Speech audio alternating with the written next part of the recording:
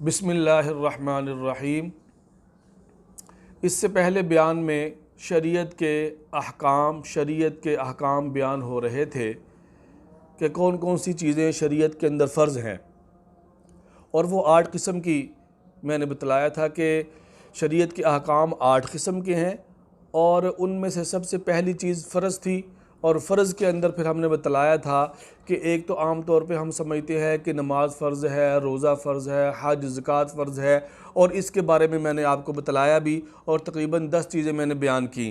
انشاءاللہ اس سے اگلی چیزیں کہ اور بھی چیزیں اس کے اندر فرض ہیں وہ ہم آپ کو بتلائیں گے۔ اور آخری چیز جو ہم نے بیان کی تھی پچھلی ویڈیو کے اندر وہ یہ تھی کہ حضور نبی کریم صلی اللہ علیہ وسلم کا نسب نامہ 4 پشت تک ہمیں یاد ہونا چاہیے۔ حضور کی محبت کا یہ تو تقاضا ہے نا بھائی، اتنا تو یاد ہونا چاہیے۔ تو آئیے ہم آج 11ویں چیز سے شروع کرتے ہیں۔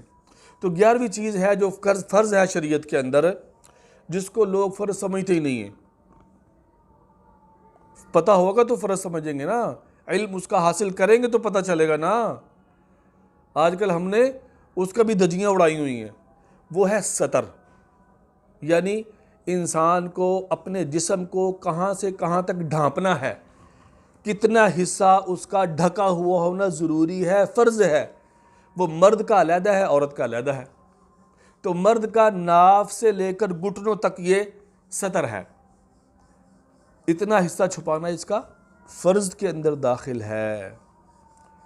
ہاں، اس کے اندر یہ تفصیل ہے کہ جو ناف ہے وہ سطر کے اندر داخل نہیں ہے، لیکن گھٹنے یہ شامل ہیں، گھٹنے شامل ہیں۔ یعنی اگر سطر سے شروع ہو کر، ناف سے شروع ہو کر گھٹنوں تک یہ سارا سطر ہے، اس کا چھپانا فرض ہے۔ اور عورت کا پورا جسم جو ہے نا وہ کیا ہے، وہ سطر ہے، پورا جسم چھپائے گی، نماز کے اوقات کے اندر بھی اور نماز کے علاوہ غیر محرموں کے سامنے بھی۔ ہاں، نماز میں یہ اجازت ہے کہ وہ اپنا چہرہ کھولے، اور ہاتھوں کے علاوہ اور چہرے کے علاوہ اور پاؤں کے علاوہ، ان کے علاوہ پورا جسم جو ہے وہ آزاد عورت کا، حر عورت کا۔ اس لیے کہ باندی کا جو سطر ہے وہ علیحدہ ہے۔ غلام جو تھیں حضور نبی کریم صلی اللہ علیہ وسلم کے زمانے میں جو باندیاں ہوتی تھیں، جو غلام عورتیں تھیں، ان کا جو سطر ہے وہ علیحدہ ہے، اور آزاد عورتیں ان کا سطر علیحدہ ہے۔ لیکن آج ہماری جو آزاد عورتیں ہیں ان کا سطر جو ہے نا وہ کیا ہے، وہ باندیوں کی طرح، غلام عورتوں کی طرح ہو گیا ہے، کہ انہوں نے اپنا سر بھی کھولا ہوتا ہے اور اپنے جسم کے اکثر اعضاء کھولے ہوتے ہیں، ہاف بازو پہنے ہوتے ہیں۔ بھئی یہ مسلمانوں کا لباس نہیں ہے۔ یہ مسلمانوں کا لباس کے اندر کیا ہے کہ آزاد عورت، مسلمان عورت کا پورے کا پورا جسم سطر ہے، اس کا ڈھانپنا یہ ضروری ہے، سوائے چہرے کے، ہتھیلیوں کے اور پاؤں کے۔ اچھا، اسی طرح غیر محرموں کے سامنے تو چہرے کا ڈھانپنا بھی ضروری ہے، چہرے کا ڈھانپنا بھی ضروری ہے، اس لیے کہ پردہ تو چہرے کا ہے۔ بعض لوگ کہتے ہیں کہ بھئی پردہ تو نظر جو ہے نا، حیا جو ہے نا آنکھوں میں، چہرے کا کیا پردہ ہے؟ نہیں، حضرت عائشہ رضی اللہ تعالی عنہ سب سے زیادہ با حیا تھیں۔ نبی علیہ السلام نے ایک دفعہ ایک نبینہ صحابی آئے تو حضور نبی کریم صلی اللہ علیہ وسلم نے فرمایا عائشہ پردہ کر لو، اندر چلی جاؤ۔ فرمایا وہ تو نبینہ ہے۔ آپ نے فرمایا تو تو نبینہ نہیں ہے، تیری تو آنکھیں ہیں۔ تو اس سے معلوم کیا ہوتا ہے کہ بھئی اگر نبینہ مرد بھی گھر کے اندر آ جائے تو پردہ کرانا ضروری ہے، اور غیر محرموں سے پردہ ضروری ہے، غیر محرموں سے پردہ یہ ضروری ہے، شریعت کا یہ حکم ہے۔ بھائی بس کوئی مانے چاہے نہ مانے، کوئی کہ یہ پچھلی باتیں کر رہا ہے، کوئی جو ہے نا یہ پرانی باتیں کر رہا ہے، یہ مولویوں کو کیا ہو گیا بھئی ہم نے تو اللہ کی شریعت کو بیان کرنا ہے، اللہ کے حکم کو بیان کرنا ہے۔ یدنین علیہن من جلابیبہن، اور جو ہے نا وہ اس طرح عورتوں کے جو احکام ہیں، عورت کی تو آواز بھی پردہ ہے، چہرہ تو دور کی بات ہے، چہرے تو سارا کچھ ہوتا ہے، چہرے کے اندر تو کشش ہے، چہرے کے اندر تو چہرے کا تو اصل پردہ ہے، اور کہتے ہیں یہ چہرے کا کیا پردہ ہے بھائی؟ تو عورت کی تو آواز بھی پردہ ہے۔ اللہ کیا کہہ رہے ہیں؟ یا نساء النبی لستن کاحد من النساء ان تقیتن فلا تخضعن بالقول، فلا تخضعن بالقول، کہ اپنی جب کوئی باہر آئے، باہر سے دروازہ کھٹکھٹائے، کون؟ تو یہ ایسے نہیں کون ہے بھائی، آپ کون ہیں، کس سے ملنے آئے ہیں، نہیں، آپ کون ہیں؟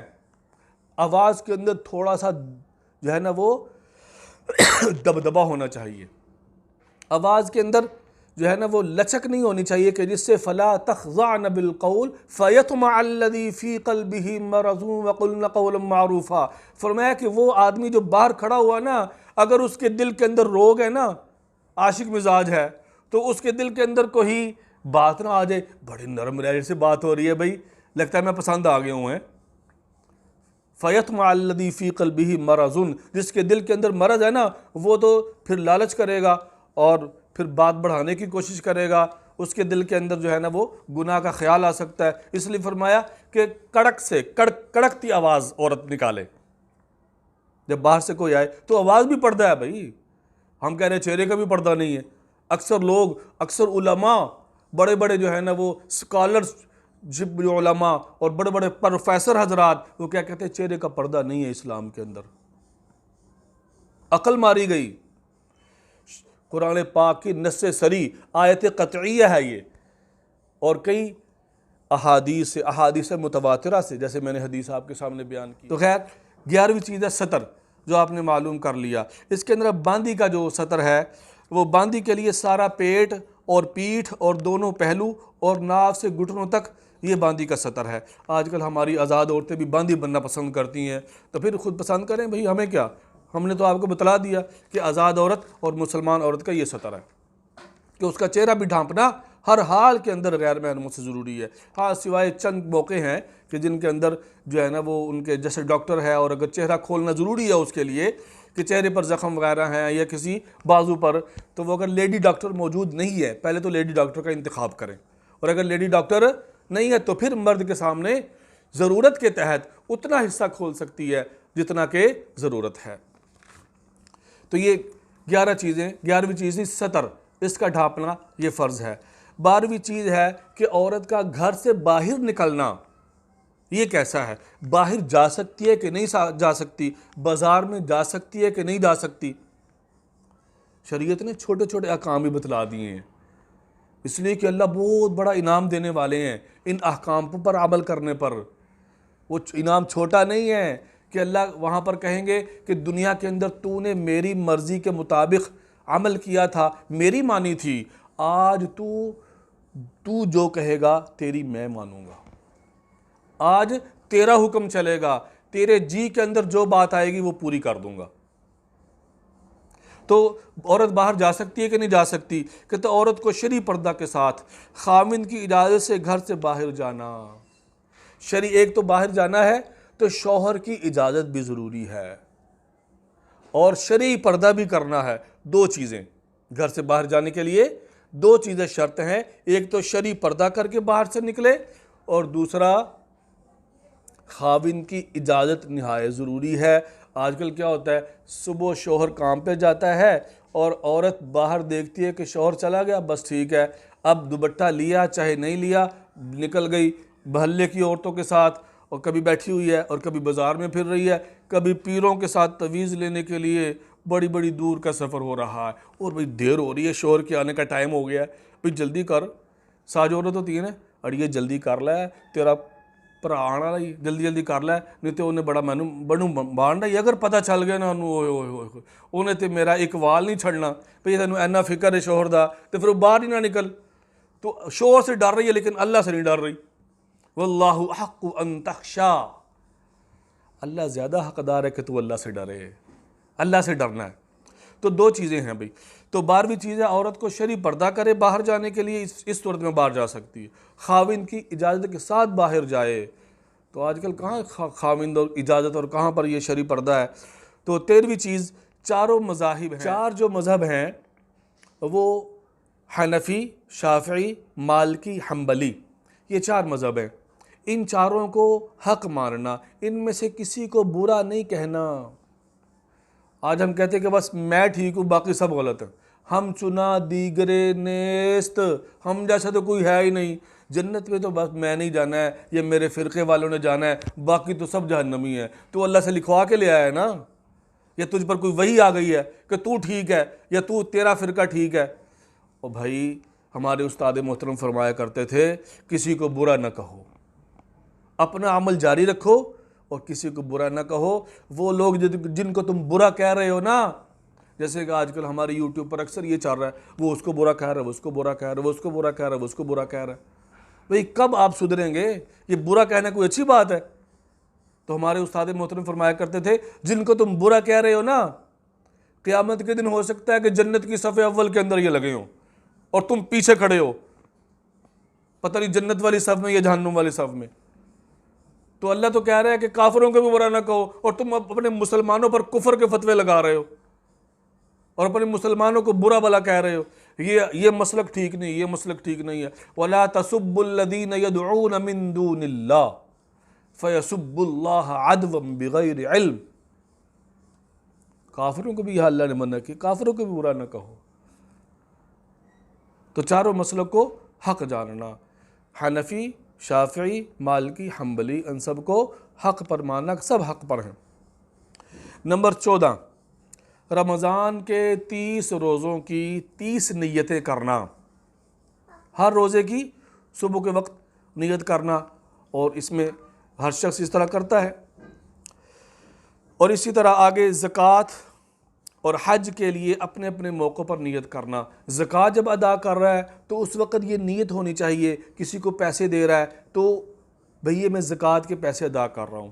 اگر ویسے اس نے جتنے مرضی پیسے دے دیے، صدقہ کر دیے، تو یہ زکوٰۃ ادا نہیں ہوگی، بلکہ جب نکالے پیسے اور دے رہا ہے تو اس وقت اس کی نیت ہونی چاہیے کہ اتنے پیسے 100 میں سے، جو 1 لاکھ میں سے 2500 بنتا ہے، تو وہ 2500 اگر دے رہا ہے تو یہ بھئی زکوٰۃ کے ہیں۔ ہاں، اس کو بتانا ضروری نہیں ہے جس کو دیا جا رہا ہے، اور اس میں وہ خیال بھی رکھا کریں بھئی، کسی کو غریب کو دے رہے ہیں، کسی رشتہ دار کو زکوٰۃ دے رہے ہیں، تو اس کی جو نفس ہے، اللہ نے ہر شخص کی ایک طبیعت بنائی ہے، وہ یہ گوارا نہیں کرتا کہ مجھے کوئی زکوٰۃ دے، یا مجھے کوئی ایسا پیسہ دے رہا ہے خیرات کا، زکوٰۃ کا، تو وہ یہ دل کے اندر برا مانے گا اگر آپ کہیں گے یہ زکوٰۃ کے پیسے لے لیں، ٹھیک ہے نا بھئی؟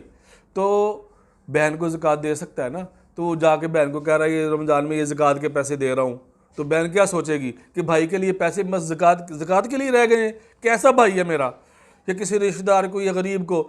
تو اگر ایسا اس کے دل کے اندر آنے والا ہے تو پھر جا کے یہ بھی کہہ سکتا ہے کہ بھئی یہ تحفہ ہے آپ کے لیے، لیکن اس کے دل کے اندر ہونا چاہیے، اس کی نیت میں یہی ہونا چاہیے کہ میں زکوٰۃ ادا کر رہا ہوں، اس کو چاہے نہ بتائے۔